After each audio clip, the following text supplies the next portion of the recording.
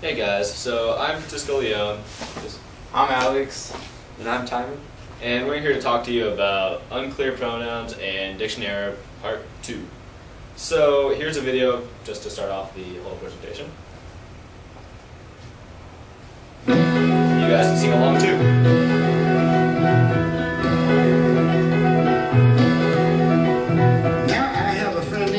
Xavier, sarsaparilla.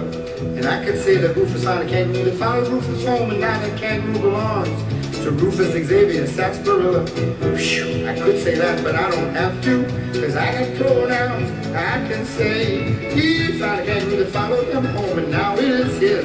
You see, he, him, and his are pronouns replacing the noun. Rufus Xavier, sarsaparilla, a very proper noun.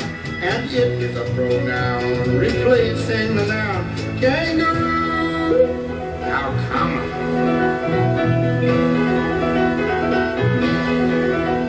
Now Rufus has a sister named Rafaela Gabriela Sarsaparilla. If she found a kangaroo, I'd say to you, she found a kangaroo that followed her home, and now it is hers. But I can't say that, because she found an aardvark that fell in love with her, and they're so happy. And my name's Albert Andreas Samadilla, no relation to the sarsaparillas. Because of pronouns I can say, I wish she would find a rhinoceros for me, and we'd be happy. You see, a pronoun was made to take the place of a noun, cause saying all those nouns over and over can really wear you down. Now I can tell you Rafaela Gabriela and Rufus Xavier sarsaparilla and Albert Andreas Armadillo found an aardvark, a kangaroo, and a rhinoceros. And now that aardvark and that kangaroo and that rhinoceros belong respectively to Rafaela Gabriela sarsaparilla and Rufus Xavier sarsaparilla and Albert Andreas Armadillo. Because of pronouns I can say in this way, we found them and they found us, and now they are ours, and we're so happy. Thank you, pronoun. You see, a pronoun was made to take the place of a noun, cause saying all those nouns over and over can really wear you down. Sometimes when we take them all on the bus, people really raise a fuss. They start shouting out loud pronouns at us like, who brought that rhinoceros on this bus? What made that horrible noise? And which one are we getting off first? Who, what, and which have special pronouns that can ask a question in a sense where you do not know the name of the noun. But I know, I have mine and she has hers, he has his and you have yours. They love us and we love them, but ours is theirs, that's how it is with friends. And pronouns, you are really friends, yeah, cause saying all those nouns over and over can really wear you down.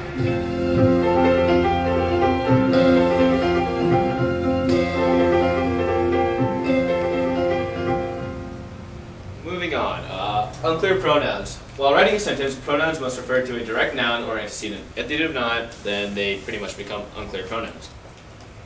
Now, a tip to help with the next example would be to find a pronoun and replace it with the antecedent. So an example, Frank and Tommy enjoyed this burger, would be unclear because the antecedent is unclear.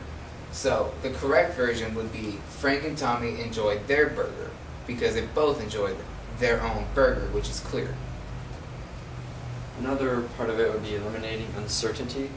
In this sentence, Brian told Carly that someone would kill her today. The pronoun is her, and the antecedent could either be Brian or Carly. And to make that more clear, you could say, someone will kill you today, Brian told Carly. Next, do not use they when you're not specifying people or persons. For example, they were thinking about going to GameStop when Assassin's Creed 3 and Halo 4 came out. That's really unclear. The pronoun would be they, so by using they, it doesn't really follow a specific noun, which makes it unclear. And the correct version of that sentence would be, Pedro's cousins were thinking about going to GameStop when Assassin's Creed 3 and Halo 4 came out. There you go. Do not use it and that when not referring to a specific word or phrase. When Batman and Catwoman defeat Bane, it shows they saved Gotham City. The pronoun would be it, and the antecedent it refers to no specific word, which would make it unclear. So to correct it, the next sentence would be, by defeating Bane, Batman and Catwoman saved Gotham City, which would become clear and then therefore would be correct. Pronouns must agree in number with their antecedents, which would mean that if you have a plural pronoun, you do not have a singular antecedent. Okay. So, plural antecedents, as Simon just said, should have plural pronouns, and singular antecedents must have singular pronouns. So, a sentence would be, each flight attendant should be able to fly with their pet. There is a plural noun in the sentence, but the wrong thing is that there's a singular noun there, which is attendant. So the correct version or versions of this would be, each flight attendant should be able to fly with her pet, or all flight attendants should be able to fly with their pets, therefore making it correct. Pronouns should become plural when the conjunction "and" is used. So both the platypus and the beaver are aquatic animals. It has a long tail. So the pronoun would be it, the antecedent, platypus, and the beaver. It's incorrect because it does not agree in number. So to fix it, both the platypus and the beaver are aquatic animals. They have long tails. Pronouns should agree with the closest antecedent when using the conjunctions or nor. And an incorrect example would be either Zach or Alex will fight with their gloves on. Now the plural pronoun there agrees with the nearest antecedent and the singular noun Alex. And to correct that, you could say either Zach or Alex will fight with his gloves on. So, look for the dictionary within the sentence if there is one. Once found, write the word in the blank next to replace, and write the replacing word next to the line with. Okay, so let's see who's out there. Michael Moore, since I know you're probably asleep, you should correct answers 1 through 5.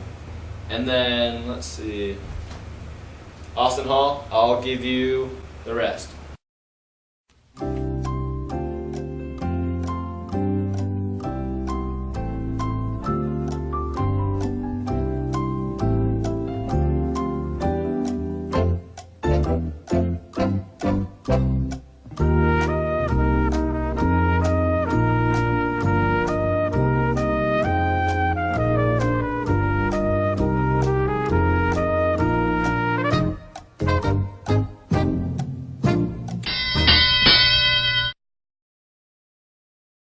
Hopefully you two got these right. Just check your answers and we're gonna move on.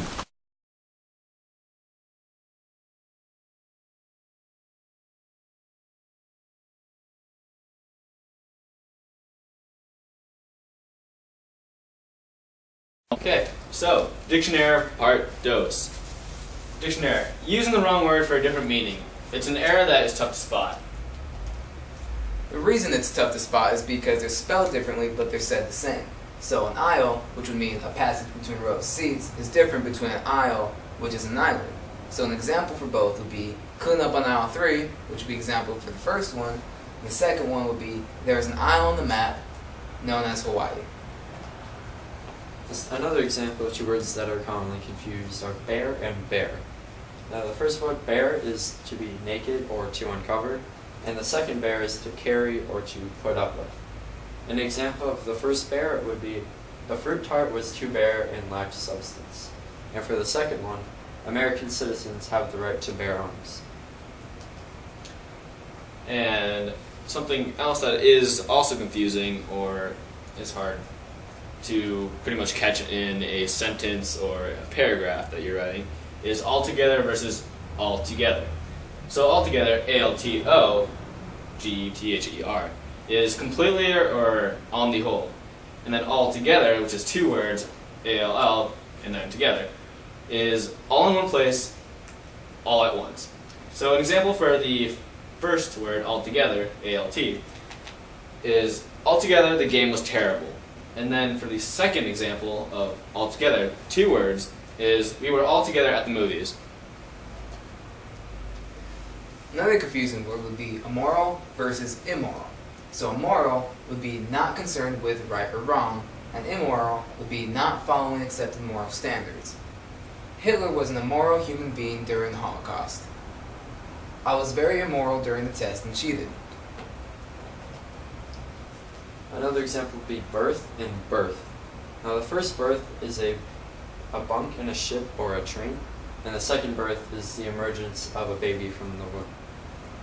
An example of the first birth, the crew went through their berths after a long day of sailing.